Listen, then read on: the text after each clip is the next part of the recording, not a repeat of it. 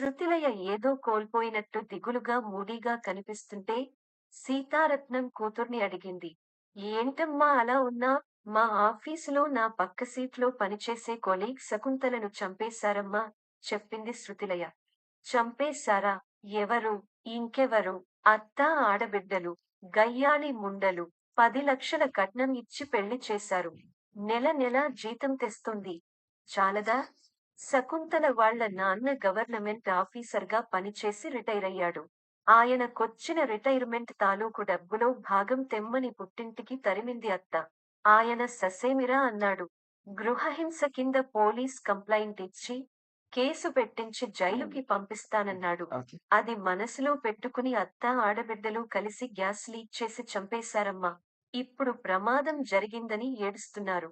నాటకాలాడుతున్నారు. అయ్యో పాపం!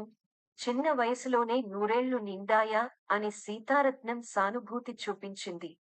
ఇంతలో కాలింగ్ బెల్ మోగింది. సీతారత్నం హడావుడిగా లేచి వెళ్లి తలుపు తీసింది. ఎదురుగా అన్న, వదినలు కనిపించేసరికి ఆమె ముఖం చాటంతా అయింది. రండి రండి అన్నయ్య.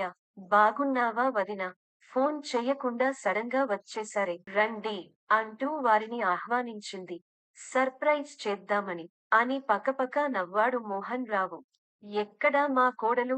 అంటూ హాలంతా కలయజూసింది జానకి. అత్తా! ఇక్కడ అంటూ బెడ్రూంలో నుంచి హాల్లోకి వచ్చింది శృతిలయ. అంతా హాల్లోని సోఫాల్లో కూర్చున్నారు. సీతారత్నం మంచినీళ్లు కాఫీ ఇచ్చి అతిథి మర్యాదలు చేసింది. మోహన్ రావు చెప్పాడు. చల్లకొచ్చి ముంత దాచడం ఎందుకు? ఈ ఏడు మా శివుడికి పెళ్లి చేసేద్దామని నిర్ణయించుకున్నాం. శృతి పుట్టినప్పుడే మా కోడలు అనుకున్నాం కదా.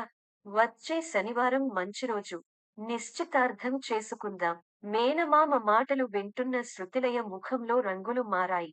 సీరియస్ గా చెప్పింది. సారీ మావయ్య, నేను శివుడు బావను పెళ్లి చేసుకోను. మోహన్ రావు బిక్కచచ్చిపోయాడు. అతని ముఖంలో మబ్బు తెర కమ్ముకుంది. జానకి షాక్తో బిగుసుకుపోయింది. ఏడు కొండలవాడ, ఏమిటి విపరీత బుద్ధి దీనికి? అంటూ కంగారు పడిపోయింది సీతారత్నం. శృతి మతిపోయిందా ఏం? ఏమిటా మాటలు? అని సీతారత్నం ఇంకేదో అనబోతూ ఉండగా కట్ చేసింది శృతిలయ. అమ్మా! నువ్వూరుకో. మావయ్య, బావను నేనెందుకు చేసుకోనంటున్నానంటే ఈ రోజుల్లో మేనరికాలు చేసుకోకూడదు. సైన్స్ ప్రకారం. కాదని చేసుకుంటే అవకరం పిల్లలు. పిచ్చోళ్ళు, గుడ్డోళ్ళు, కుంటోళ్ళు పుడతారు. అందుకే ఇప్పుడు ఎవరూ మేనరికాలు చేసుకోవడం లేదు. మనం పాతకాలం నాటి తుప్పు పట్టిన ఆలోచనలు మానుకోవాలి. మేనకోడలి మాటలకు నొచ్చుకున్నారు మోహన్ రావు, జానకి దంపతులు. బాధపడుతూ వెళ్ళిపోయారు. సీతారత్నం కూతురు మీద మండిపడింది. ఏంటే శృతి? మావయ్యతో అట్లాగేనా మాట్లాడేది? ఏమనుకుంటారు? చిన్నప్పటి నుంచి అనుకుంటున్న సంబంధమే కదా. మేనరికాలు చేసుకున్న వాళ్ళందరికీ అవకరం పిల్లలు పుడుతున్నారా? ఎవరికో నూటికి కోటికి ఒకరికి అలా జరిగుండొచ్చు. అమ్మా! విషయానికి మేనరికం గురించి కాదు. అత్త ఆడబిడ్డలు ఉన్న సంబంధం చేసుకోకూడదని నేను డిసైడ్ అయ్యాను. అదేంటే? అత్త ఆడబిడ్డలు లేకుండా ఏ సంబంధం ఉంటుంది? నీ స్నేహితురాలెవరినో అత్తింటివారు చంపారనే భావన నీతో అలా అనిపిస్తూ ఉంది. భయమే ఇందుకు కారణం? అంతకంటే ఏం లేదు. అత్త సరే, కనీసం ఆడపడుచులు లేని సంబంధం చూడొచ్చుగా. ఒక్కడే మగపిల్లాడు ఉన్న ఫ్యామిలీలు ఉండవా? అటువంటి సంబంధం వచ్చినప్పుడే పెళ్లి చేసుకుంటాను. చూస్తున్నావుగా, అత్తలు ఆడబిడ్డలు రాక్షసులా కోడళ్లను ఎట్లా చంపేస్తున్నారో? ధన పిశాచం పట్టుకుంది వీళ్లను. రోజూ న్యూస్లో ఎన్నెన్ని నేరాలు ఘోరాలో? అత్తింటి వారి చేతుల్లో చావమంటావా నన్ను? నేను సుఖంగా బతకడం నీకు ఇష్టం లేదా? అంటూ తల్లి మీద ఎదురు దాడికి దిగింది శృతిలయ. శృతి! నా మాట విను. శివుడు మేకపిల్ల లాంటివాడు. నిన్ను పువ్వుల్లో పెట్టి చూసుకుంటాడు. సొంత మేనమామ, అత్త, ఆడబిడ్డలు, రక్త సంబంధీకులు. వాళ్ళు నీకు అపకారం చేస్తారా నీ పిచ్చిగాని? అమ్మా! పిచ్చిదానివి నువ్వు. బయటి వాళ్ళకంటే సొంత చుట్టాలే ఇంకా డేంజర్. తడిగుడ్డలతో గొంతు కోస్తారు. అందులోనూ అత్త అన్ఎడ్యుకేటెడ్ వుమన్. ఎందర్నీ చూడ్డం లేదు. సొంత అన్న ఫ్యామిలీ అని మోసపోకు, అంది శృతిలయ. ఇదేం విడ్డూరమే! అని సీతారత్నం అసంతృప్తితో మూలిగింది. శృతిలయ తన సీట్లో కూర్చుని సీరియస్ గా పనిచేసుకుంటూ ఉండగా వచ్చి పక్కన కుర్చీలో కూర్చుని, హాయ్ శృతి, లంచ్ టైమైంది అన్నాడు కొలీగ్ సుందర్రావు. అవునా అంటూ తలెత్తి వాల్ క్లాక్ వైపు చూసింది. క్యాంటీన్‌కెళ్దాం. మాట్లాడే పనుంది అన్నాడు. ఇప్పుడు మాట్లాడరాదు. నో, ఇక్కడ కాదు. అఫిషియల్ టాక్ కాదు. పర్సనల్. సరే అంటూ లేచింది.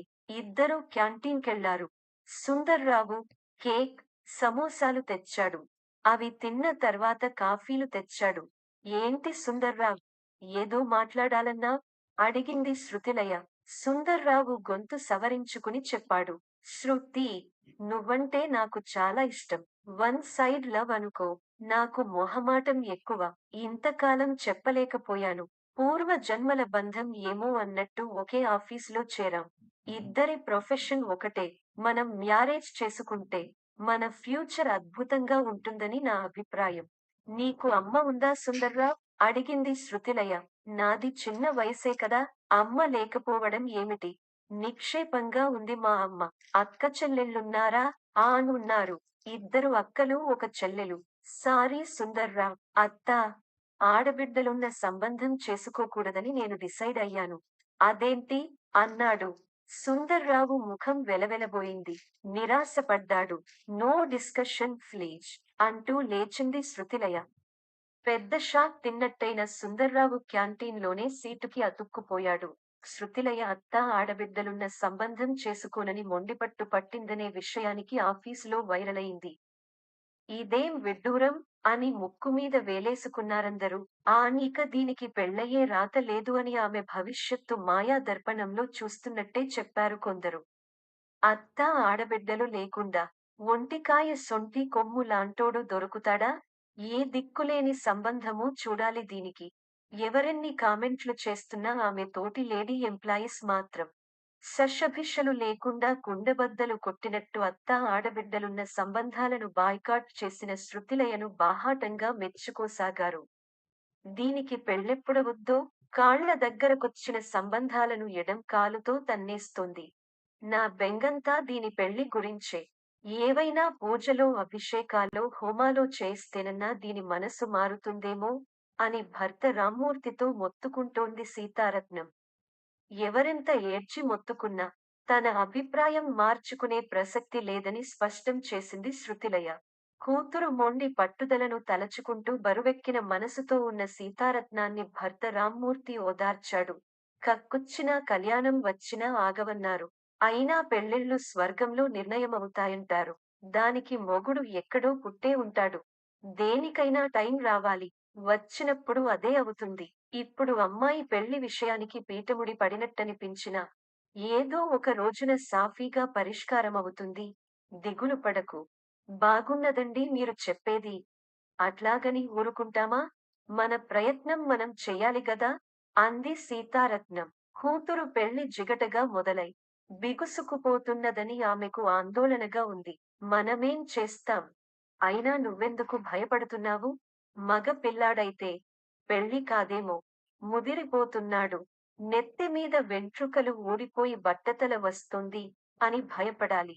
ఆడపిల్ల పెళ్లికి ప్రాబ్లం ఏమిటి? చూస్తున్నావుగా పెళ్లికాని ప్రసాదులు అమ్మాయి చుట్టూ ఎట్లా తిరుగుతున్నారో? ఆలస్యంగానైనా పెళ్ళవుద్ది. నువ్వేం వర్రీ అవ్వకు. రామ్మూర్తి భార్యను అనునయిస్తూ చెప్పాడు. అది సరేనండి. ఎందుకైనా మంచిది.